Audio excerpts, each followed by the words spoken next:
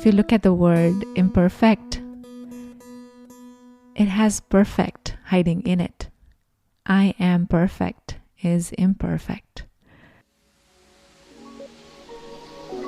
Welcome to Talks of Imperfection. We are about to meet Ruchika Sikri, a well-being pioneer in Silicon Valley, a mother of two and a VC following her calling to create better world through investing. In this episode, Ruchika reflects on her 15-year career at Google and how he had an important part in making the Googlers to search inside.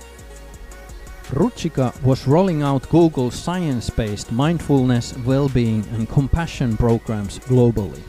We learn how the evolution of corporate human development changed from performance management to developing leaders towards perfection and eventually organizing well-being programs allowing imperfection.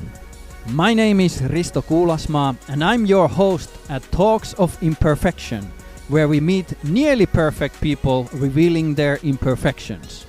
Our intention is to create an encounter where we learn and get inspired about what kind of role imperfection plays in our private and professional lives. Welcome to the show. It's a beautiful morning at Ruchika's home garden in San Jose, California. So welcome to the Talks of Imperfection podcast.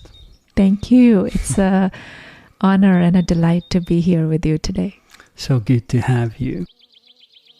How does the world look now from the investor perspective? What kind of pitches and proposals you are receiving?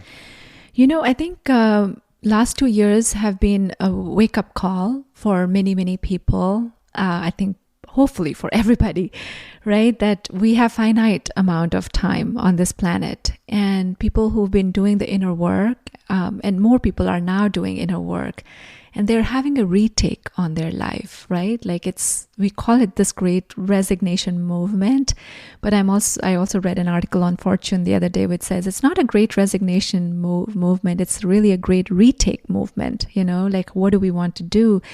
And I think that's why this field is so enabled right now. The type of ideas I feel people are coming out with is to enable more therapy, for mental health challenges. It's not a secret anymore, but it's a epidemic and pandemic, like whatever we want to call it. People don't talk much about the increasing rates of anxiety and depression, lack of availability of good therapists and psychologists available to help people have like a brain doctor available to them. Like, if my arm breaks, I definitely run to an ER, urgent care. But if I'm having an anxiety panic attack, I think 100 times before I go seek help. So I think people are trying to destigmatize that and create platforms for easy access to therapy and specialist helps if they need. A lot of great work happening on addressing loneliness, and I would like to actually see more of that.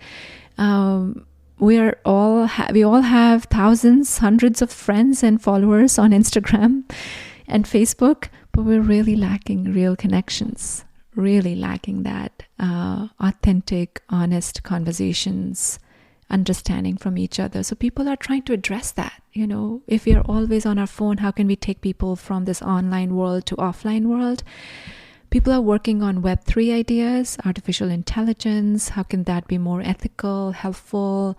People are working on metaverse platform, the Oculus. How do we enable better well-being through it? So it's really interesting to see how people are meeting and emerging ideas with the emergence of technology overall.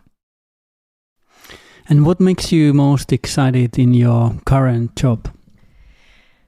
Oh, just to be able to serve and create a platform where this beautiful house can be made and many can come into it as investors, as entrepreneurs, as creators, as a community. Just like having being able to make my hands dirty with like this kind of project. It's messy, it's uncertain. This is my first time doing any work in the venture firm. But again, I thrive on this challenge of learning and growing. And anytime a new thing is put in my lap, it's scary. And at the same time, it's exciting also that I get to learn and support something that's massively helpful for humanity, hopefully, and also for the planet. So that's most exciting, the opportunity to learn and grow and contribute. So we're all learning and growing together. So talk about perfection in imperfection, right? That's how we are playing. Well, let's get going. You have exited 15 years at Google. That's quite a journey, and I would like to hear the full story, how it all started and where you ended. Mm-hmm. If I look back, I feel the 15 years was such a long time. And sometimes I sit with it and I feel like it was a blink of an eye that those 15 years have passed. Isn't that just reflective of our lives, Risto? I feel that's how our life typically is. We feel we have these long amount of time on this planet. And when you look back, you're like, oh my gosh, I'm in my 30s, I'm in my 40s already. Where did the life go? It was something similar at Google for me. I was there for 15 years. The journey started in a bit of a surprise for me. I wasn't expecting to be working at Google. I was a new mom at that time. I was working at Cisco and was quite unhappy at that time. I don't think it has anything to do with Cisco particularly, so I'm not saying anything like that, but I feel there was an internal conflict for me to be more present as a mother and also working the long hours that technology industry typically seeks out of you, at least in that stage of my career. And I resigned my job at Cisco, and I remember going to the daycare to visit my daughter. She was 9 months old at that time.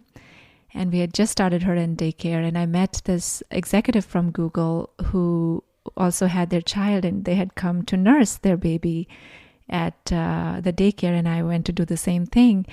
And so we were sitting, and she asked me, so what are you doing? How are you doing with your career and overall?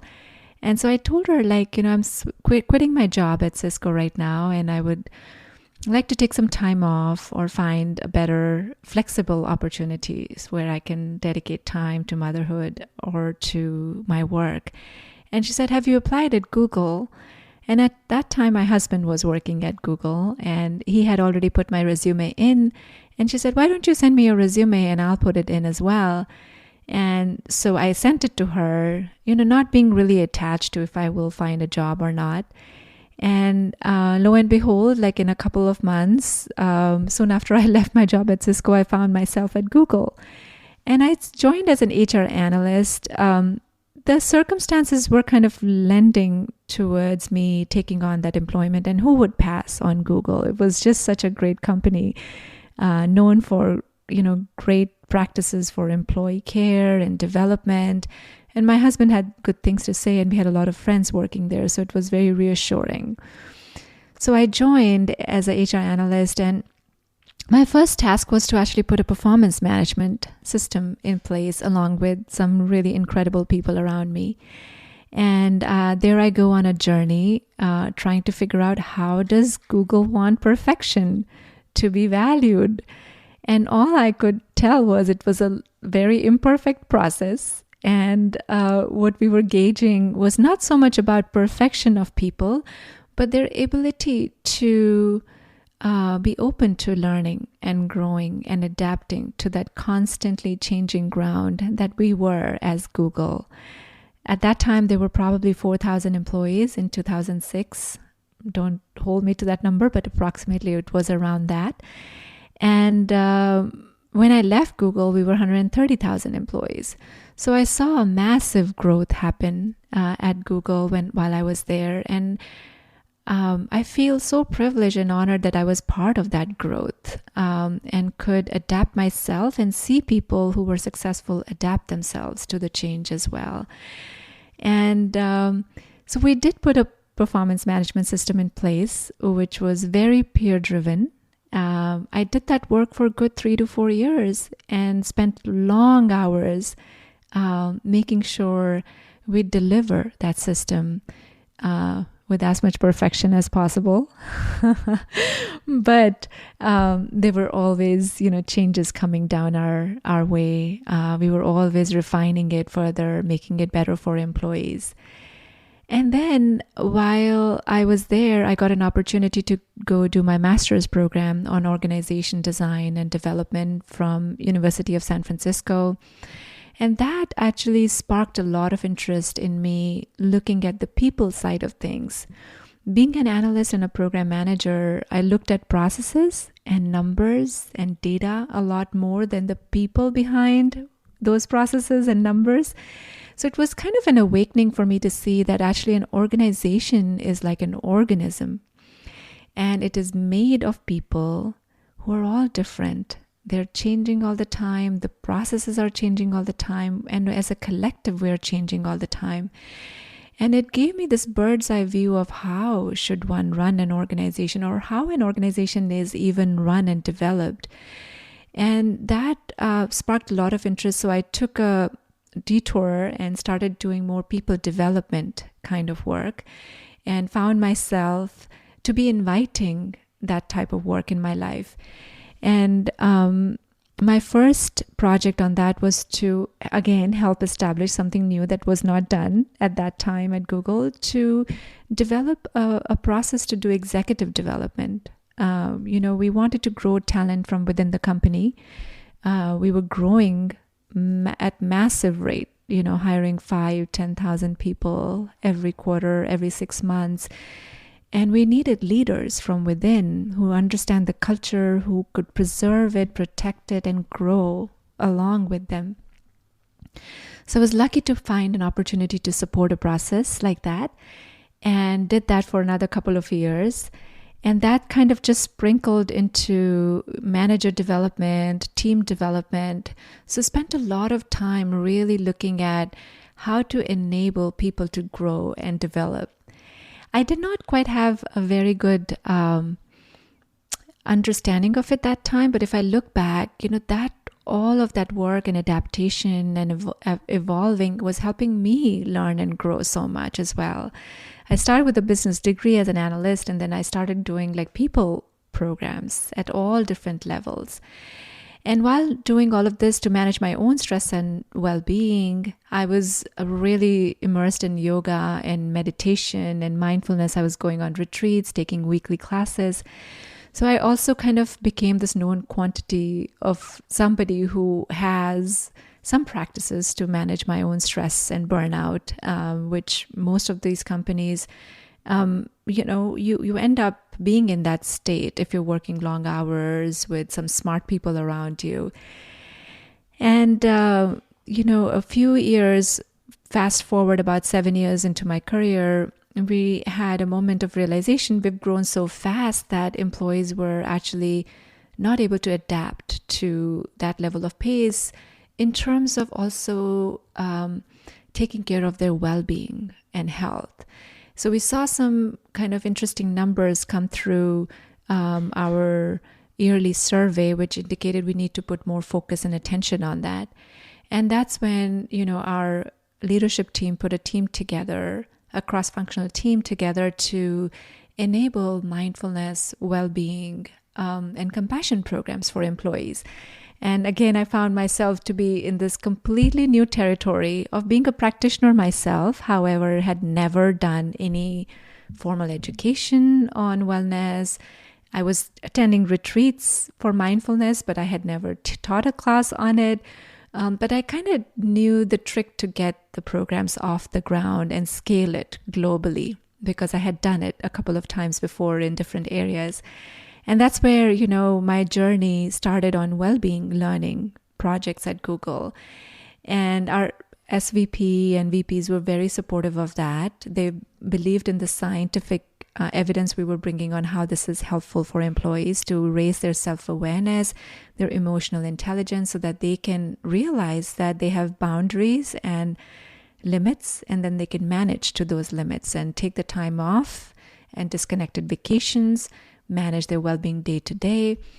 And I thought, honestly, it would be a 6 months to a year project that I would just rotate into and rotate out of and do something different.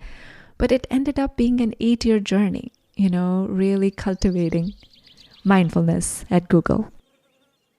What's been the evolution of measuring perfection?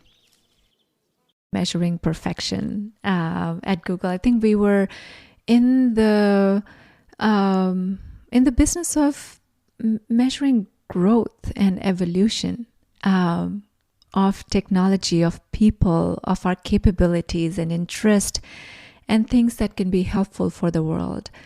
Google has a great mission, make products that are helpful for the world, right? It's simple. And I think it stayed that way, Risto. It got more complex, I think, towards the end. When I left, I realized we were a massive organization.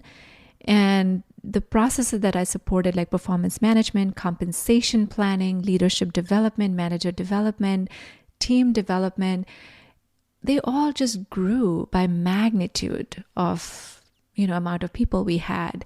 And the complexity added of the number of products than Google offered. When I joined, we were primarily a search and advertisement company, right?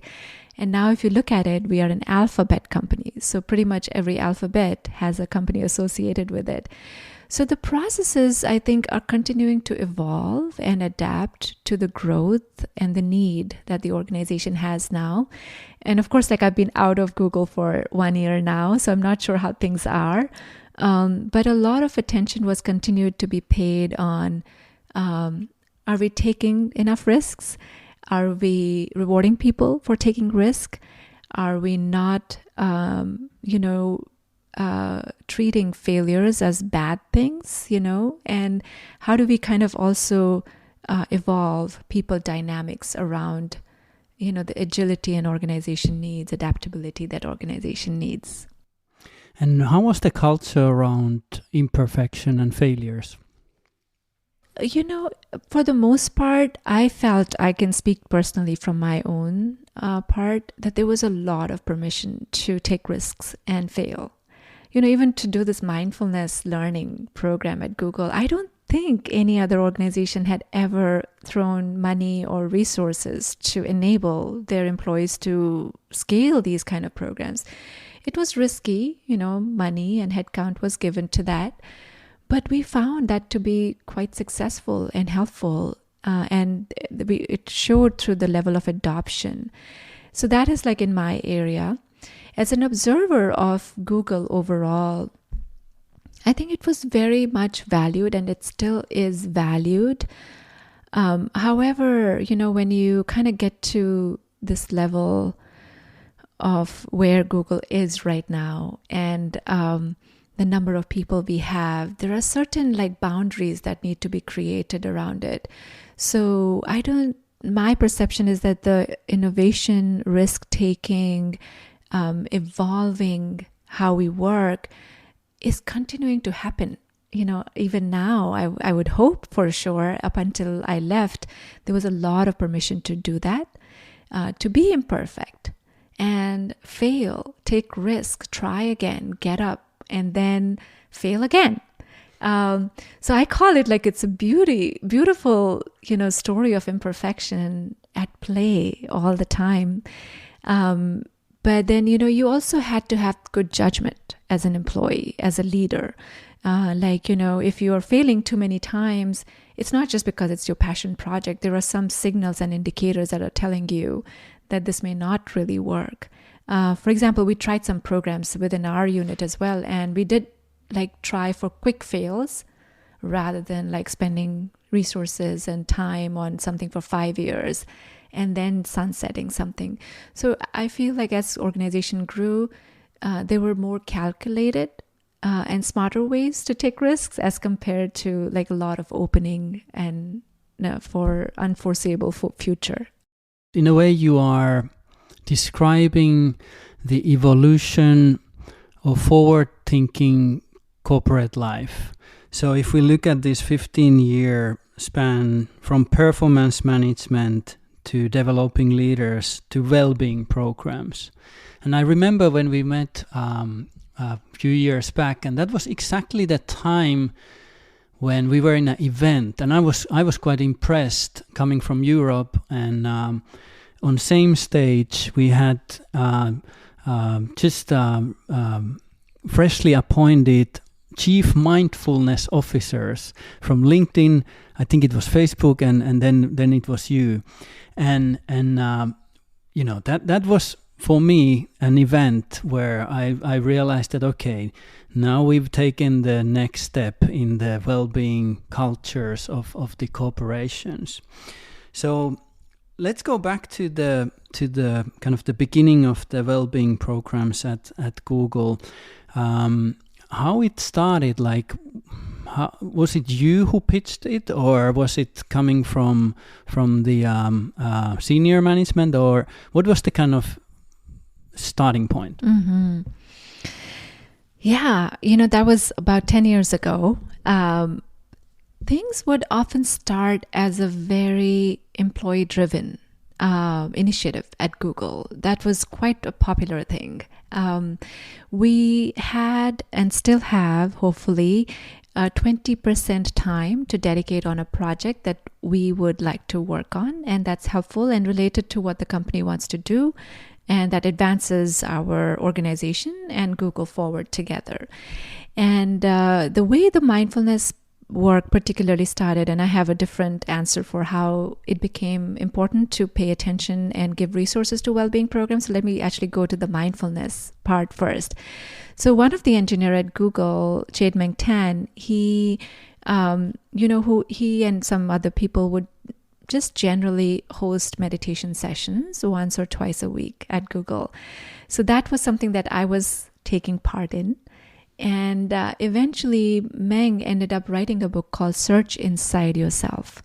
And that was a play on Google, a search company. We help the whole world search for things on the internet. And, Meng designed this book called Search Inside Yourself that at employees at Google, we need to search inside yourself to really know like what we're doing, who we are, and what we are, working on. And his book got published and it became, a bestseller. And then Google employees got very motivated to read that book. So he started offering short trainings. And he was very instrumental in bringing a lot of leaders in mindfulness space who were doing research, science work to prove the efficacy of mindfulness practices in a very, hardcore like science way to say, it actually helps you to be more balanced, to be more harmonious, to be more productive, to be more creative. So they were kind of connecting the dots between the sitting practice and what is important to an organization. So that's how the mindfulness journey at Google started. And he was offering that program as a 20% project. He was a full-time engineer also. And then, a lot of us got interested in it, and a lot of speakers and authors would come to Google and we would just do these talks. So it was very employee-driven, volunteer-based program for good 2 to 3 years. And then a couple of years down the line, when we saw that employee numbers were kind of not so great on well-being scores, because the organization has grown so massively, then, we also noticed like what all is working naturally at the grassroots level. And mindfulness was kind of raised as one thing, which was really high in demand. People wanted to come to Meng's class. He had like a 2,000 people wait list. But there were no other people working on it. And he had a full-time job along with it. So we looked at various things. We put in programs for nutrition, for exercise, for just kind of pointers to employees, like you can take a long walk during the day or do a walking meeting. And similarly, like we also created a programmatic aspect to scale Search Inside Yourself training, which involved training other employees or bringing external trainers. And then we also wanted to normalize mindfulness at Google. And the way we did that was in a very community-driven way, which ended up being one of the projects I supported and led, called GPause, which is Google Pause. So we're running and playing all the time. So we encouraged, through that program, GPause, for employees to just take a break, sit and meditate, or just be, And that was quite remarkable, Risto, because we got so much interest that a lot of volunteers from all around the world raised their hand to say, can I actually lead GPause in my organization? I'm a meditator. I'm not a professional teacher of meditation, but I can hold space for people to come and sit. So, within a year time, we had 140 offices around the world who had a volunteer holding the space for people to come together and meditate every day, or invite a speaker to come on this topic and talk. So that's how the mindfulness programs grew. And we got eventually, the support from our leaders to also grow this program in a more official space and capacity. And then after 15 years, you decided to step out. How was the process of letting go? I guess it was a tough decision. Yes, and it wasn't sudden that I left. It was kind of 2 years in the making when I kind of started getting the signals that it's time to do something different. And I wasn't quite sure what that was. It was compounded, Risto, with a personal, thing that I was going through my life. I lost my mom 2 years ago, now almost 3 years ago, to a neurodegenerative disease that kind of really took her from being 100% okay to not being with us within 2 years. And so there was like a lot of overlap that happened between, my work transitioning and also my personal loss.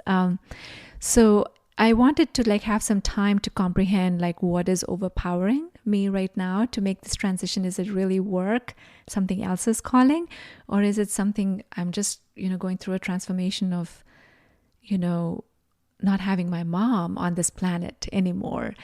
And the transition to me at Google happened last year, where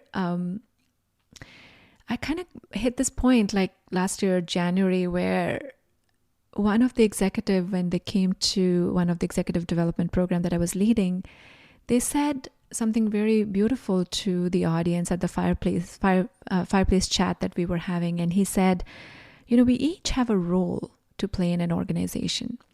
And it's very important to know when that role begins and when that role ends.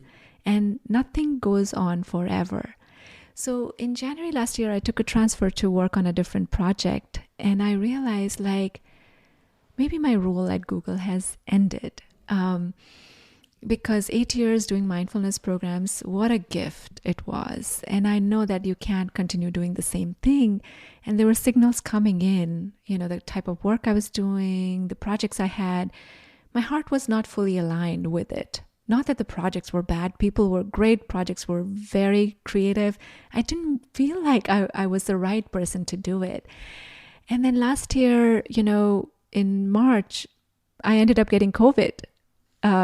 This was before vaccination came out. My whole family had it. And I took 3 weeks off from work, of course, because we were all sick. And that was a moment where I realized wow, I could have died, right? And this is my second life, and I need to choose what I want to do with the second life. And I went back after I felt 100% okay, 90% okay. And I told my manager, hi, I'm back, but goodbye, I can't be here anymore. Because I feel I need to find alignment in my life. And you're amazing. The team is doing great work. But I don't think I'm the right fit for this team. And this was just 2 months into a transfer. I felt bad, like I'm leaving the team in that situation that they have to backfill, but it wasn't fair to stay for longer. So I left, and March 31st is going to be my 1-year anniversary, leaving this mothership and, moving on to this new world. And how did the world look with the fresh eyes, stepping out from the mothership and looking at the world and starting to think, okay, how to make a difference. What were your kind of remarks? It was liberating. I didn't think so. When I was at Google, I'm like, I can never leave this place. The wonderful people I have, the opportunities, the projects. It was everything, it had become my life. But it felt so liberating. And thankfully, I just had a beautiful community waiting outside to connect with. So I didn't stop. I just continued keeping up my connections within Google, outside of Google. And a whole world opened up. I felt like somebody burst the bubble and I'm suddenly out of this bubble. And I could see things more clearly. I could have freedom. I could have possibilities that were untouched, untapped. Of course, the financial stability had completely shifted because now it's all exploration. But at the same time, thankfully, I had planned my reserves enough to not worry about it, for at least 1 year. I gave myself 1 year. But it's been great. I've had such heart-to-heart connection with real, authentic people in this last 1 year and have been given more than what I deserve, sometimes I feel, Risto, in terms of opportunities and connections and possibilities. There's so much to be done that I feel my finite self, in terms of time, body, and energy, cannot fulfill all of those responsibilities. There's so much good work to be done outside. And then things started to build towards Wisdom Ventures. Mm-hmm. How that came together? Yeah. One of the very unexpected things that happened when I left Google was a few startup founders started coming to me and said, hey, can you actually advise us? Can you be our advisor? And I thought it's like the status I had with Google, and my title was kind of, someone from Google is on our advisor. But these were really genuine, authentic people wanting to create products and platforms and businesses that help mindfulness, human connection, well-being, compassion in the world. And that was energizing for me because I was like, I get to work with innovators. And so I joined many advising boards to understand and see where I can help. So that kind of started growing. And then Soren Gordhammer, my lovely friend, who is the founder of Wisdom 2.0, he and I were also in touch about what is my next chapter looks like. And he was exploring what's the next chapter for Wisdom 2.0 looks like. And I shared this with him that I'm somehow inviting this innovator energy in my life right now. Entrepreneurs who want to create technology, platforms, businesses that are good for humans and our planet. And he said, that's interesting because, I'm also really exploring that right now. Why wouldn't venture capital world prioritize investing in companies that are really aligned with what we have been trying to do? And he already had this platform, Wisdom 2.0, where you and I met a while ago, Risto, where he was cultivating conversations with really senior technologists in the Valley to say, what role does technology and mindfulness have together?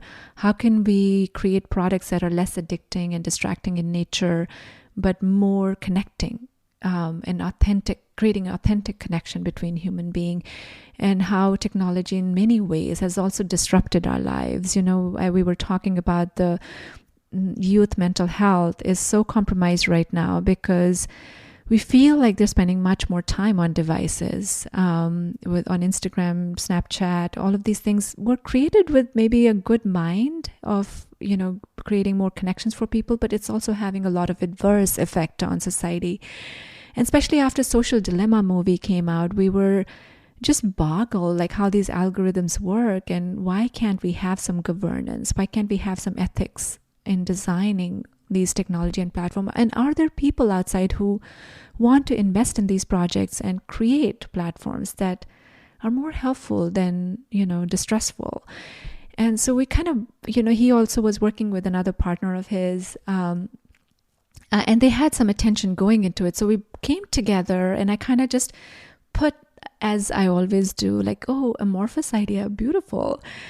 Something that's helpful, great.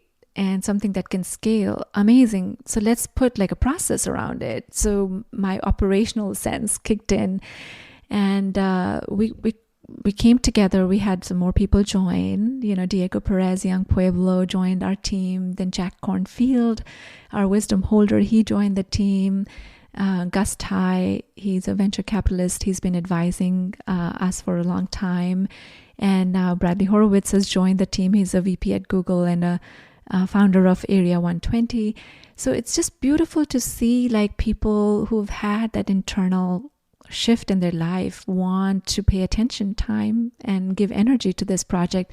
So that's how Wisdom Ventures came about. And now we're an official company with a great team in place, with a beautiful community. Like we do once a month community gatherings, and more than 150 people show up and they share with each other their inspiration, intention, what they're wanting to create and what help they need.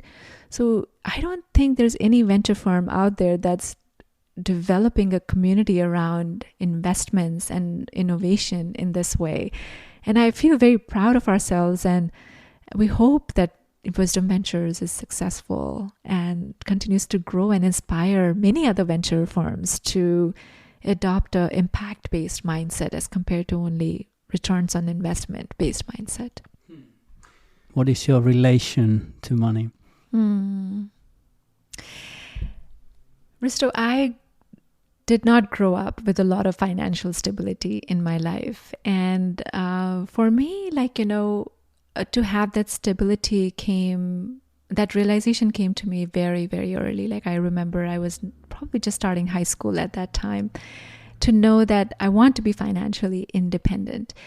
And thankfully, I've worked hard and I've been given opportunities to have that in life. And we know that that structure is really needed. That stability is needed to be able to grow in what else does life offer, right? Like the Maslow's hierarchy of needs, if people know about that, it tells you the clothing, shelter, food are our basic needs. And then, we can do more sense making, meaning making, have work aligned to doing more impact until we reach the self-actualization. So that's my personal relationship with wealth and abundance, that, we all need it. And I remember this quote from Jim Carrey. I saw it on Facebook. He said, I wish for everybody on this planet to have enough money that they know that that's not the only thing we need in our life. I'm probably not paraphrasing it well, but he said something in that context. And now to bring it to the VC world, it's all about money, right? It's returns on investment, really high stakes, very high risk. And I'm learning and growing in that field as well. But I feel the wealth is given to us, or the money comes to us as an energy, and it needs to circle, because any type of energy, when constricted, it can cause a lot of challenges, right? We are energy, and money is part of that energy that we have.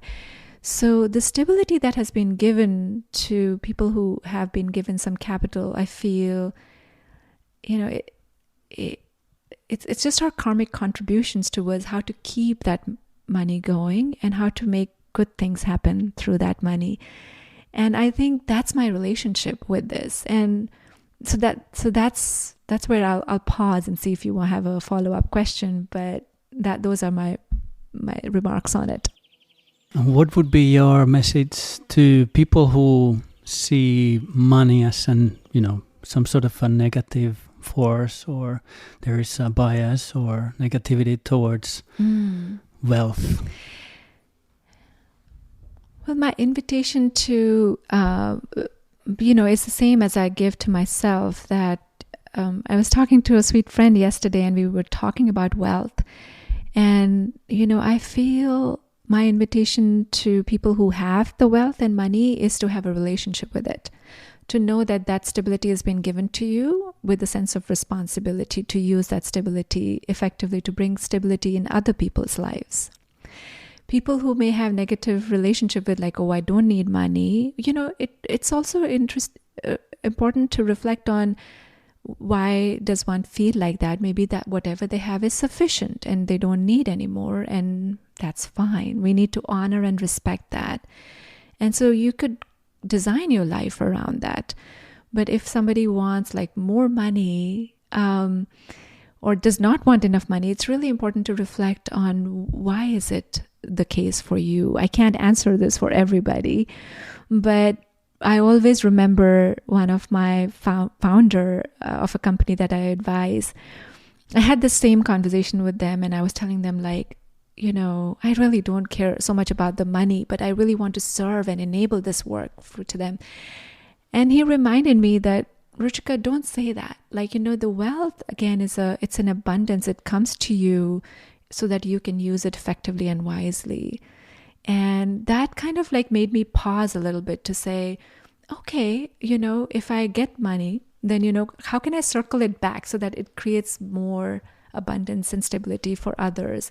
Just the way I needed it, right? Like if I had like, I don't need money, but I want career stability and financial stability, like, and going to Google and getting paid for it, all of that is like part of the whole mix. And so that's where, my only invitation is like, how we have health energy, we have spiritual energy, we have friends, social energy. I treat like money and wealth as an energy, and to enable us to be aware of it and to regulate it and direct it in a way that's helpful for ourselves and for everybody around us as well.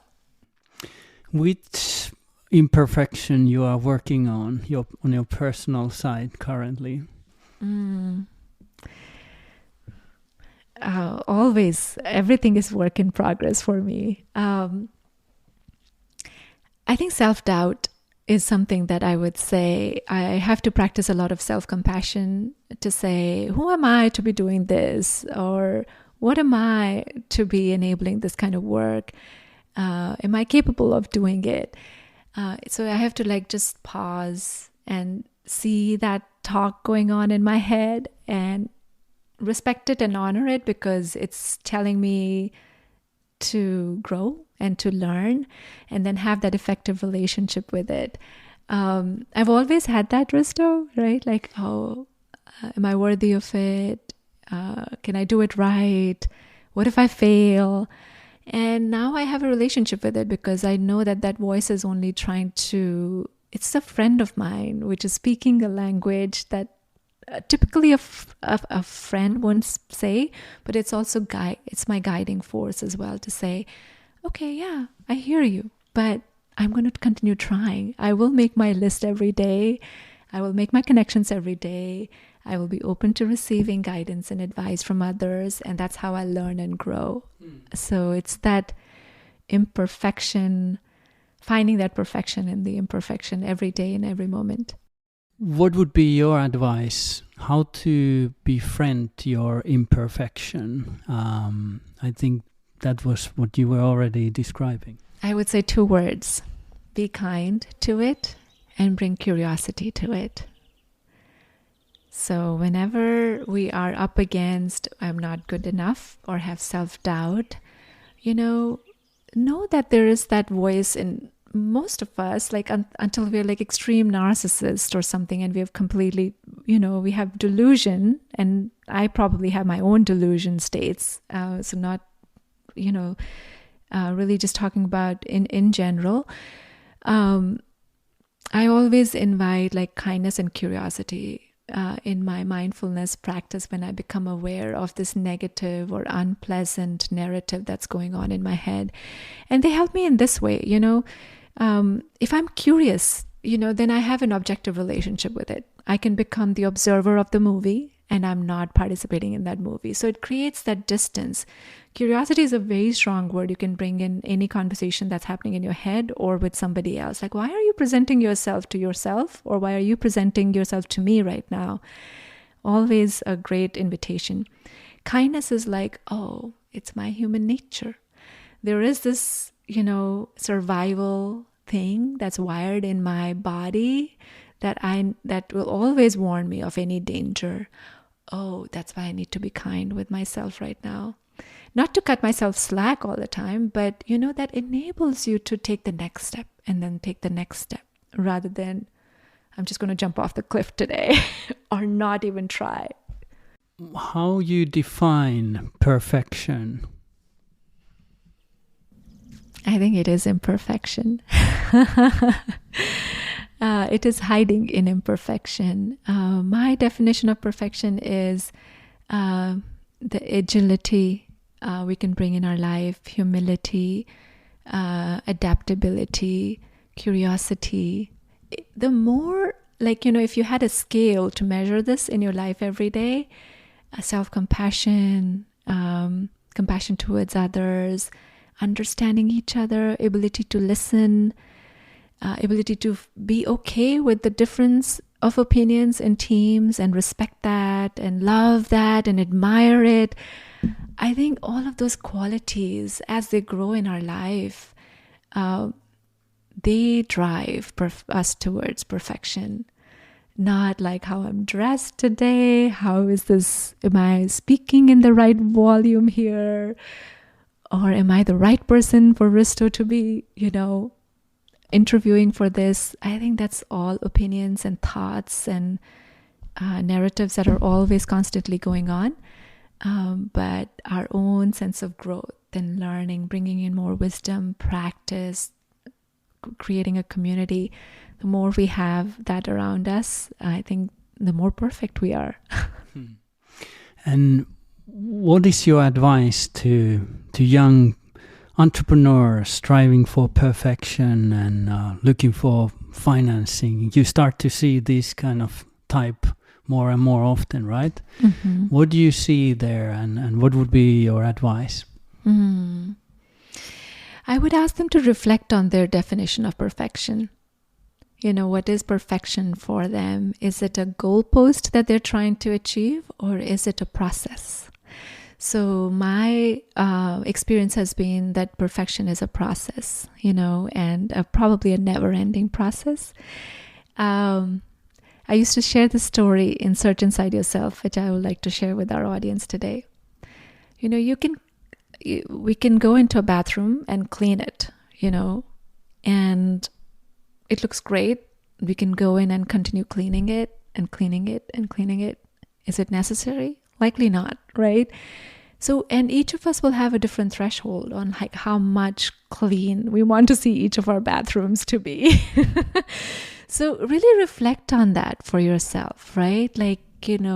Is perfection kind of disabling you from trying, from taking risk, from connecting, from seeking skills and capabilities of other people that may be complementary to yours?